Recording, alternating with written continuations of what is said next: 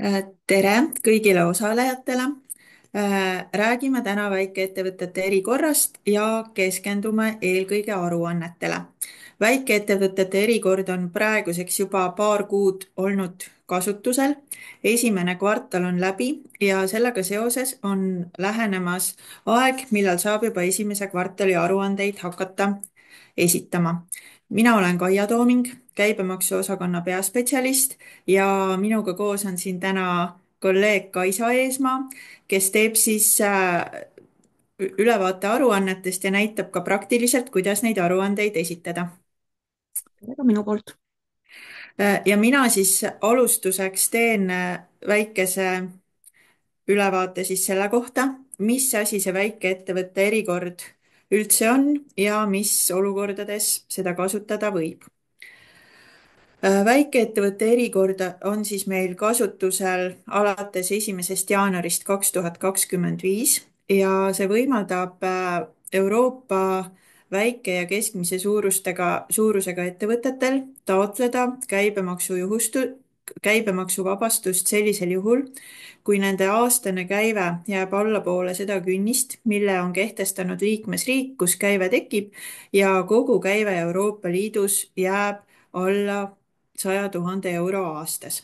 Ehk siis selle erikorra alusel on võimalik nii residentidel kui mitteresidentidel kasutada käibemaksuvaba piirmäära.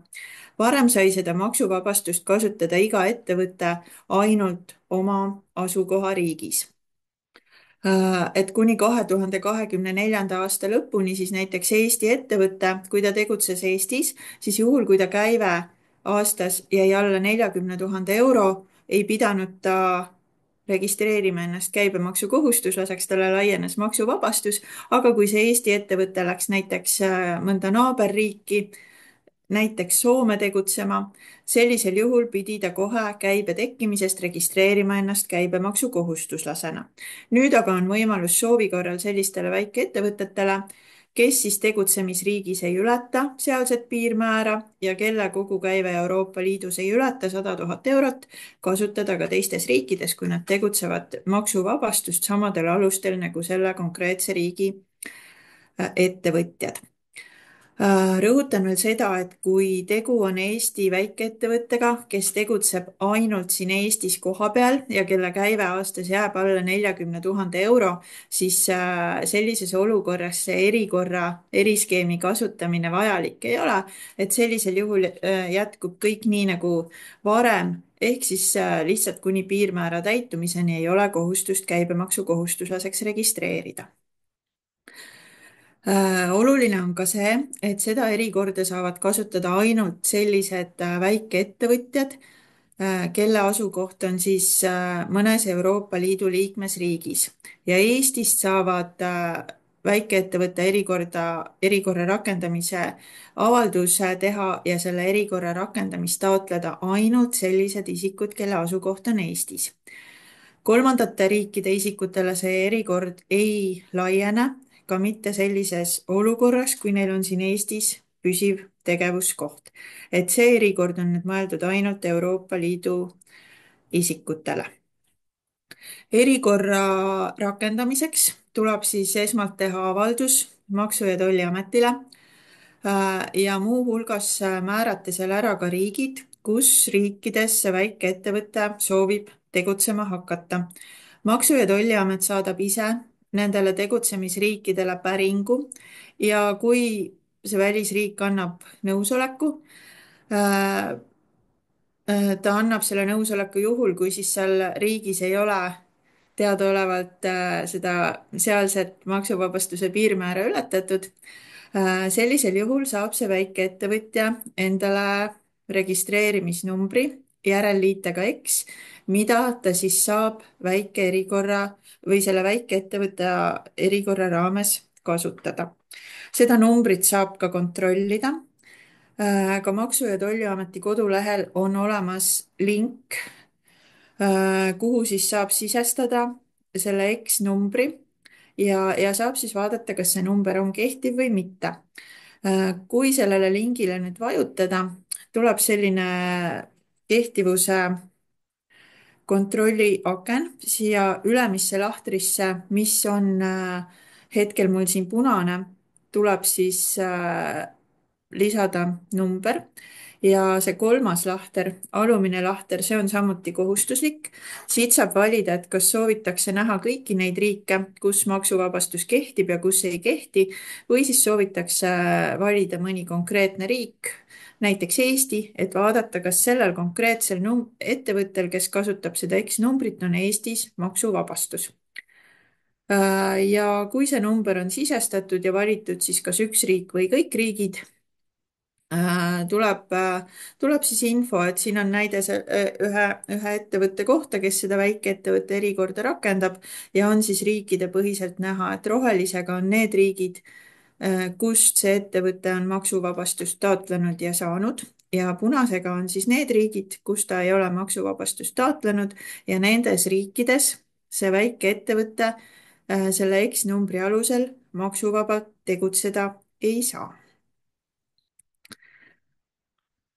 Kui nüüd mõni Eesti ettevõte ostjana saab sellise arve, kus müüja registreerimisnumbri juures on järelliide X, siis ta võib arvestada, et sellise arve saamisest ei teki piiratud käibemaksukohustuslaseks registreerimise kohustust ja sellist soetust ei pea ka pöördmaksustama. Need ongi sellisel juhul maksuvabad tehingud. Küll aga peab see ostja kindlasti veenduma, et see X-number selle tehingu toimumise hetkel on kehtiv, ehk siis tuleb seda päringuvormi kasutada, et olla kindel, et maksuvabastus on õigustatud. Iga kvartali kohta tuleb väikeettevõtte erikorra kasutajal esitada aruanne ja selles aruandes tuleb siis deklareerida reaalsed käibed kõikides liikmesriikides.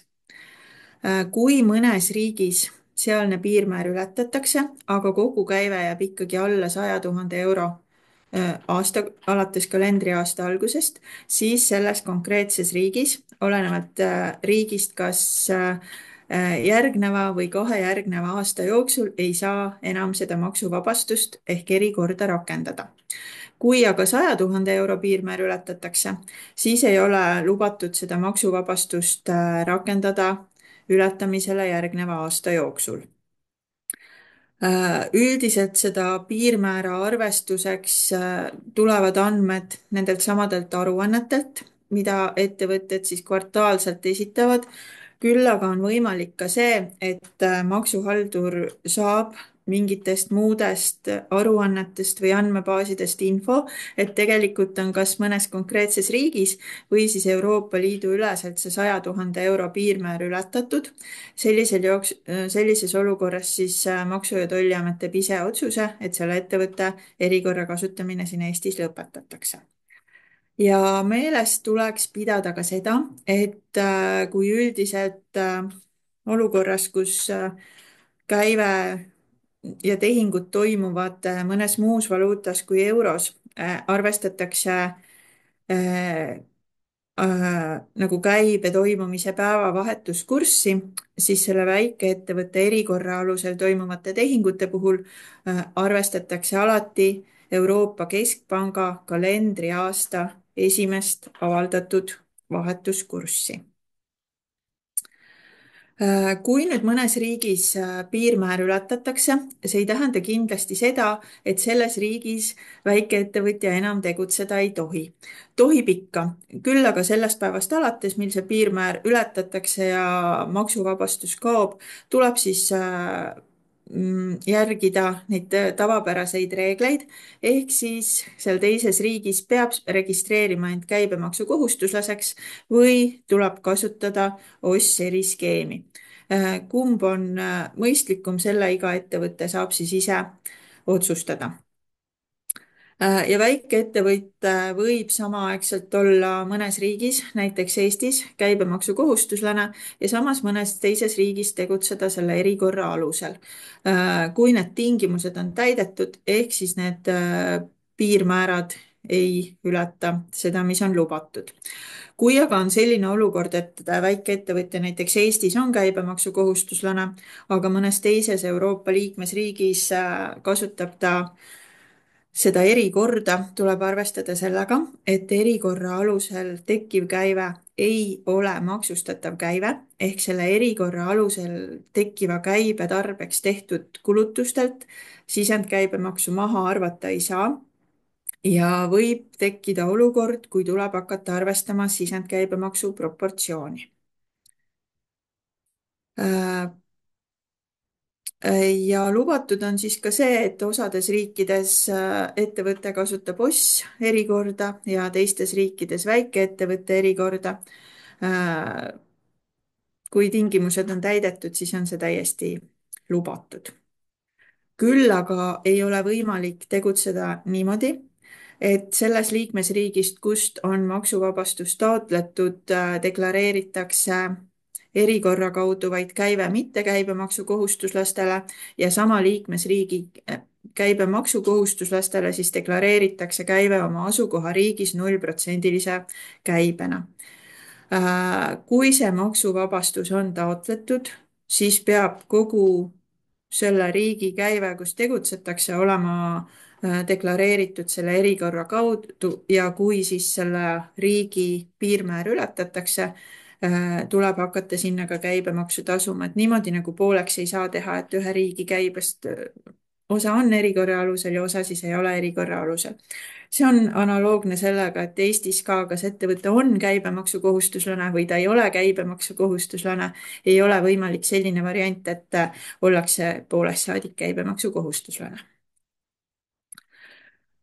Ja kuna see erikord on ikkagi üsna selline uus asi, kindlasti võib tekkida küsimusi, siis julgustan teid külastama meie kodulehte.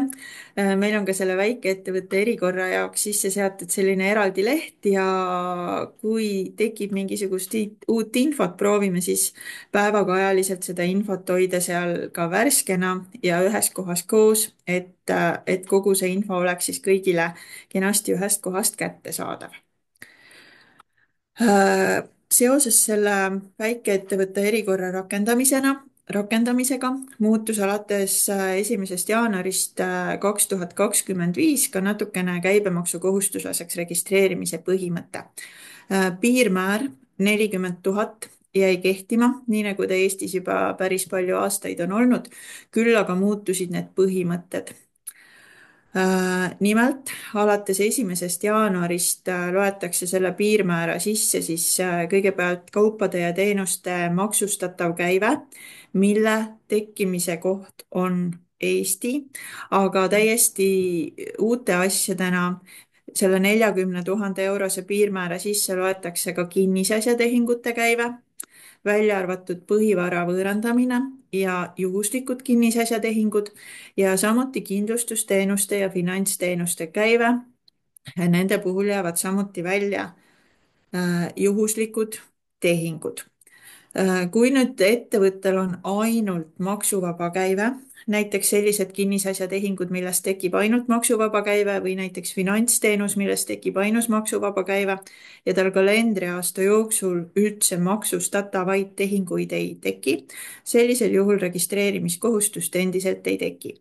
Kui aga on nii maksustatavad kui ka maksuvabad tehingud, mis lähevad siia piirmäära sisse, siis tekib kohustus võtta ennast käibemaksukohustuslaseks. Küll aga ka sellisel juhul maksuvabad tehingud jäävad ikkagi maksuvabaks, nad tuleb lihtsalt käibedeklaratsioonil maksuvaba käibena deklareerida.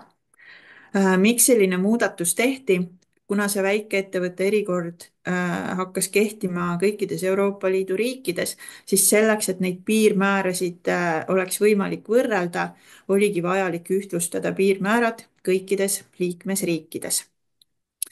Ja samal põhjusel siis muutus ka käibemaksukohustuslaste registrist kustutamise põhimõte, kui kuni 2024. aasta lõpuni sai omal soovil käibemaksukohustuslaste registrist kustutamise avalduse esitada ettevõte, kes hindas, et järgneva 12 kuu jooksul tema ettevõtte käive piirmäära ei ületa, siis alates käesoleva aasta algusest saab omal soovil käibemaksukohustuslaste registrist kustutada vaid sellisel juhul, kui ettevõte hindab, et järgneva 12 kuu jooksul käive piirmäära ei ületa ja see piirmäär ei ole ületatud ka jooksval ega eelmisel kalendriaastal. Kui ettevõtte tegevus Eestis on lõppenud, siis loomulikult on võimalik ennast ka käibemaksukohustuslaste registrist kustutada seoses tegevuse lõppemisega. Nii, aga ma siis annaksin praegu sõna Kaisale, kes räägib aruannetest ja näitab lähemalt aruandeid ja küsimustele saame vastata siis lõpus. ja ma kohe jagan oma ekraani, kui sa, Kaia, ära lõpetad. Ja, Ja siis vaatame, kuidas aruandeid esitada. Nii, kas mu ekraan on näha? ja, Mul on siin üks ettevõte, kes on registreeritud väikeettevõtete erikorras alates 24. aasta aprillist. Esitada saab aruandeid, minnes e-maksuametisse, maksude all, käibemaksu all on eraldi menüüpunkt väikeettevõtete erikorra aruanne. Ja siin on võimalik esitada aruandeid. Meil on eraldi tehtud nullaruande kohta kiirlink ehk kui teil selles kvartalis käivet ei olnud, tuleb siiski esitada aruanne, aga seda saab teha kiirelt, esitades siit nullaruande. Kinnitate ja ilmubki siia juba täidetud aruanne selle kvartali kohta. Saab esitada ainult õigesse perioodi aruandeid ehk kuna see ettevõte oli registreeritud alates aprillist 24, siis esimese kvartali kohta ta aruannet esitada ei saa. Küll aga ta saab esitada aruannet teiste kvartalite kohta, kui ta oli erikorra kasutaja. Selle jaoks tuleb võtta siit, vajutada lisana aruande, valida õige periood ja vajutada lisa. Siis avaneb teile kvartali aruande kuva. Siin on üleval näha, millise perioodi kohta kvartali aruanne esitatakse ja perioodi algus-lõppkuupäev. Perioodi algus- ja lõppkuupäeva kuvatakse ainult siis, kui see erineb kvartali alguse ja lõpu kuupäevast. Ehk siit on näha, et see perioodi alguskuupäev on 7. aprill ehk siis, kui see ettevõte registreeris ennast erikorra kasutajaks ja lõpukuupäev on kvartali lõpukuupäev. Kui ta nüüd esitab näiteks 3. või 4. kvartali aruannet, siis siin on tühi koht, sellepärast et aruande periood kattub kvartali perioodiga.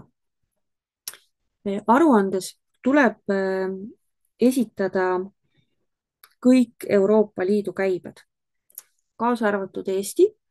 Siit saab muuta seda Eesti numbrit ja lisada siia Eesti käivet ning lisaks tuleb lisada käive kõikides teistes liikmesriikides, ka nendes liikmesriikides, kus kasutatakse kas siis oss-erikorda või siis ollakse seal riigis käibemaksukohuslane ja esitatakse seal riigis seda kohalikku käibedeklaratsiooni.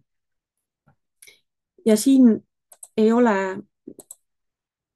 selles mõttes otsest seost nende maksuvabastusliikmesriikidega, et tuleb ikkagi kõikides liikmesriikide käive siia panna. Siit saab valida liikmesriigi ja sisestada käibed. Mõnes liikmesriigis on kasutusel sektorid. Nendes liikmesriikides tuleb ka käive deklareerida sektorite kaupa.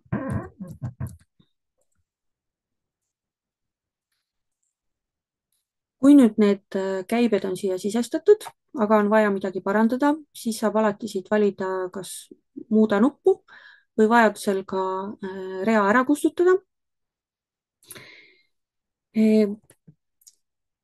kui nüüd kõik käibed on lisatud, siis siin on ka nimekiri nendest riikidest, kus käive puudub. lisaks on siin all näidatud ära, kui suur on käive Euroopa Liidu liikmesriikides kokku. siin on kaks numbrit. see tagumine number ehk käive kvartalis näitab, kui palju on sellele aruandele lisatud käibeid ehk selle aruande käive kokku. Ja lisaks toimub ka arvutamine käesoleva aasta käibe kohta, et see siis ei ületaks seda 100 000 piiri. Ja siia on juurde arvutatud eelmiste kvartalite aruannetel esitatud käibed ja kui avaldus on esitatud aruande aastal, siis ka avaldusele märgitud käibed. kui nüüd kõik andmed on siia sisestatud, siis tuleb vajutada esitan. Vajadusel saab ka aruannet salvestada ja hiljem tagasi tulla. Aga esitamise jaoks tuleb vajutada esitan, küsitakse kinnitust, kas nendes riikides, mis siin loetletud on, ikkagi käive puudub. Kui te vajutate siia kinnitan, siis aruanne kinnitatakse ära ja esitatakse ära ja siis ta ilmub siia nimekirja. Aruandeid saab ka vaadata, siin on luubimärk, kust tuleb lahti aruande vaade. Vajadusel saab seda ka muuta, nagu ikka, kuni 3 aastat, kas siis minnes aruande peale vajutan muudan või siis siin aruande taga on pliiatsimärk, et siis saab ka siin muudatusi teha. Aruande muutmisel saab lisada või kustutada käibeid või siis muuta neid lisatud numbreid. Muidu on kõik ikkagi samamoodi, tuleb jälle kinnitada muudatused, küsitakse kinnitust käibe puudumise kohta ja saabki ära kinnitatud see muudatus. Kõik need muudatuste kohta või kõik need aruanded, mida muudetakse, siis tekivad nendest versioonid. Ehk siin on näha see algne versioon, mis esitati, seda saab vaadata ja saab vaadata ka seda kehtivat versiooni. Ehk siit plussmärgi alt tulevad need versioonid kõik lahti. Kui nüüd aruande lisamisel juhtub nii, et käive läheb üle 100 000 euro, siis ilmub siia peateade ehk aastakäibe limiit Euroopa Liidu riikides on ületatud ja siit on ka näha see, et on ületatud. Siis suunatakse teid esitama lõpparuannet. Kui te nüüd siia vajutate, siis suunatakse teid lõpparuande kuvale, kuhu on vaja märkida piirmäära ületamise kuupäev ehk see kuupäev, millal toimus see tehing, millega Euroopa Liidu aastakäibe piirmäär sai ületatud. Märgite selle kuupäeva ära ja siis on vaja muuta ka seda aruannet, sest aruande peal tuleb panna ainult need käibed, mis on kuni selle piirmäära ületamiseni. Ehk see tehing, millega piirmäära ületati, see tehing tuleb tegelikult maksustada juba käibemaksuga ja seda siia aruande peale enam ei panda. Ehk tuleb korrigeerida seda aruannet niimoodi, et siin oleks käibed kuni 100 000-ni. Ja siis saab esitada lõpparuanded. Küsitakse jälle kinnitust. Ja kui te olete ära kinnitanud, siis see lõpparuanne ilmub ka siia nimekirja. Lõpparuannet ei ole võimalik muuta. Kvartaliaruandeid on võimalik muuta. Kui te oma raamatupidamises juba näete, et käibe ületamine on lähedal ja saate teada selle kuupäeva, millal see käive ületatakse, siis on võimalik minna avaldust lõpetama ka avalduse kuva pealt.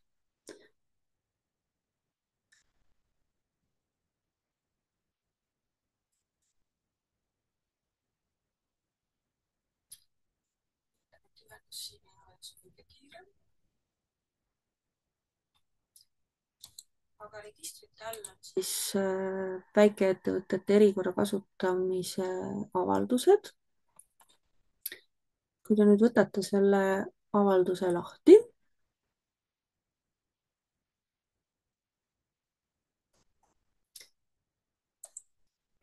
siis siin all on nupp Lõpetan erikorra kasutamise. kui te vajutate siia nupu peale, siis kuvatakse teile see lõpetamise kuva ja siit saab samamoodi valida selle põhjuse, et Euroopa Liidu aastakäibe piirmäär on ületatud.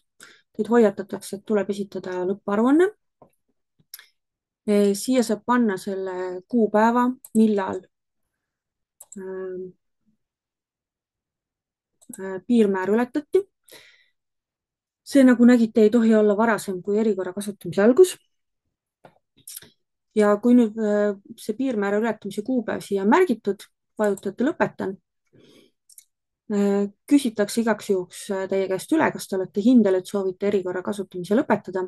kui te vajutate kinnitan, siis suunatakse teid lõpparuande kuvale.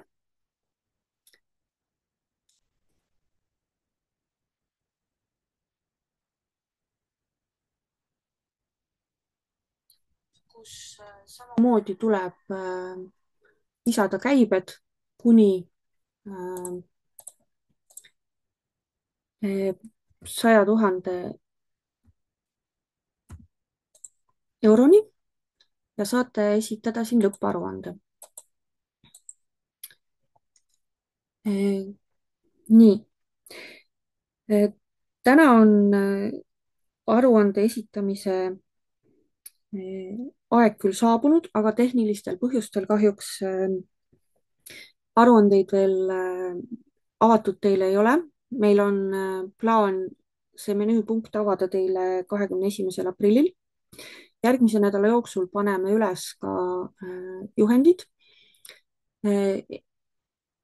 EMTA kodulehele välisveebi, kuhu ta siis, kus on ka täpselt kirjeldatud, kuidas esitada aruandeid ja kuidas esitada ka vajadusel lõpparuannet.